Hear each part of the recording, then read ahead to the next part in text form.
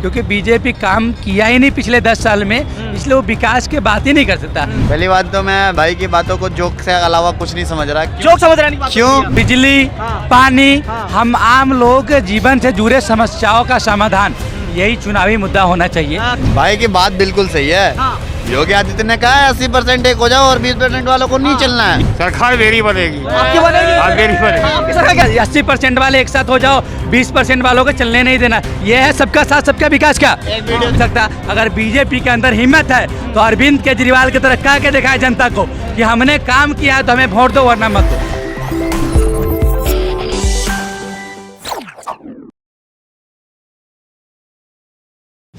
नमस्कार, मैं हूं प्रमोद सम्राट और आप देख रहे हैं द कंटाप। दोस्तों, भारत की जो राजनीति चल रही है और राजनीति कई स्टेटों में अदल बदल राजनीति चल रही है और आज हम दिल्ली की जनता के साथ मौजूद हैं, तो इनसे हम जानेंगे कि 2024 में चुनावी मुद्दे क्या होने वाले हैं। क्या 2024 में बीजेपी साफ है? कुछ लोग बीजेपी साफ का नारा लगा रहे हैं, कुछ लोग बोल रहे हैं कि बीजेपी 400 पार। तो हम वार्तालाप करेंगे। तो क्या नाम है दोस्त आपका? मेरा नाम मिराज बिहारी है। हाँ, तो क्या लगता है कि इस बार 2024 में बीजेपी साफ होने वाली है या बीजेपी आने वाली है? देखो, जहाँ तक सवाल 2024 के चुनाव का है, तो हमारे देश एक डेमोक्रेटिक कंट्री है। इस देश का चुनावी मुद्दा होना चाहिए। शिक्षा, स्वास्थ्य, रोजगार, बिजली, पानी, हम आम लोगों के जीवन से जुड़े समस्याओं का समाधान, यही चुनावी मुद्दा होना चाहिए। लेकिन इससे विपरीत बीजेपी का मुद्दा आप सुन लो, वो आगे से भी दिख रहा है और दिखेगा भी। धर्म, जात पात, इसी इंडिया पाकिस्तान, इससे ज़्यादा बीजेपी का मुद्दा हो नहीं सकता है, क्योंकि बीजेपी काम किया ही नहीं पिछले 10 साल में, इसलिए वो विकास की बात ही नहीं कर सकता। कोई आदमी अगर विकास करेगा तब तो वो विकास की बात करेगा ना।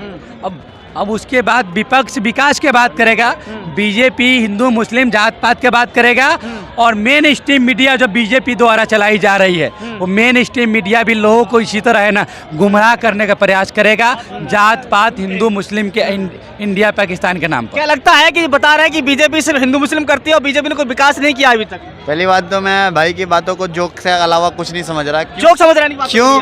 क्योंकि मैंने तो कहीं नहीं देखा, जोक समझने का ये रीजन है ना। मैंने कहीं नहीं देखा कि मोदी ने बोला है कि मैं सिर्फ हिंदुओं का भला करूंगा। वो कहते हैं सबका साथ सबका विकास।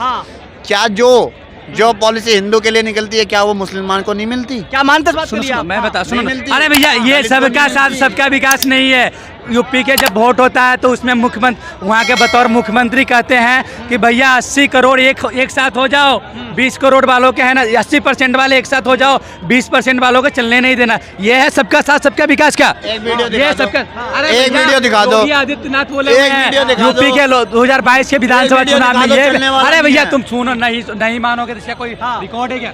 अरे भाई, ये गारंटी दावे के साथ कहता हूँ, ये वहाँ के मुख्यमंत्री का बयान है। आप बीजेपी के तमाम बड़े से छोटे तक नेता तक का देख लो, उसके बाद में तो उसका राजनीति की तुष्टिकरण की राजनीति क्या है, धार्मिक तुष्टिकरण की राजनीति करता है बीजेपी। विकास की राजनीति के ऊपर वोट नहीं मांग सकता। अगर बीजेपी के अंदर हिम्मत है तो अरविंद केजरीवाल की तरह कह के दिखाए जनता को कि हमने काम किया है तो हमें वोट दो वरना मत दो। ऐसा कह के बीजेपी दिखा सकता है। ये बोल रहे हैं, अच्छा बोल रहे हैं ये भाई की बात बिल्कुल सही है। योगी आदित्य ने कहा है 80% एक हो जाओ और 20% वालों को नहीं चलना है। क्यों कहा है उन्होंने? क्यों कहा है? ये सुनो, भाई को पर्सनली योगी आदित्यनाथ ने कॉल करके एक वीडियो भेजा था कि भाई तू देख ले, तेरे को जाके डिबेट में बोलना है। यही बात तेरे को डिबेट में बोलना है, ठीक है?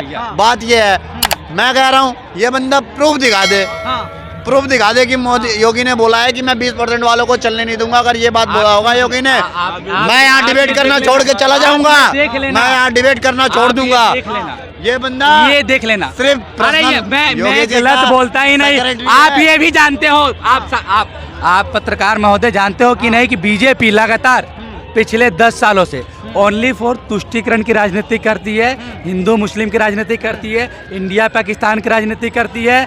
2019 में भी है ना, 2019 में भी इंडिया पाकिस्तान किया था और सर्जिकल स्ट्राइक के नाम पर वोट मांगा था। आप ये भी खतरा हमारे देश के ऊपर मंडरा रहा है कि 2024 का आगामी लोकसभा चुनाव है, हमारे देश में कुछ अनहोनी ना हो जाए, ये भी खतरा मंडरा रहा है। ये बोल रहे हैं कि 2024 में कुछ लोग कह रहे हैं कि हाँ, भाई साहब कह रहे हैं कि इंडिया पाक की राजनीति करती है। जब पाकिस्तान, इनके कहने के हिसाब से ना, जब पाकिस्तान हमें आग दिखाए ना तो मोदी को माफी मांग लेना चाहिए पाकिस्तान से। प्लीज हमें माफ कर दो, प्लीज हमें माफ कर दो पाकिस्तान। अरे बोलो क्या सरकार बात किसकी करते बनेगी? हो हाँ, यार? बता किसकी बनेगी? सामने वाला सरकार आग मेरी दिखा रहा है, बनेगी, सरकार मेरी बनेगी। आपकी बनेगी? हाँ, मेरी बनेगी। आपकी सरकार कैसे बनेगी? आप कौन सी पार्टी से हैं आप? ये सब मेरी पार्टी से ही है, निर्दल वाले हैं। आप निर्दलीय पार्टी से हैं ये आप? सब मेरी पार्टी से ही है। अच्छा, क्या लगता है कि बोला सरकार मेरी बनेगी?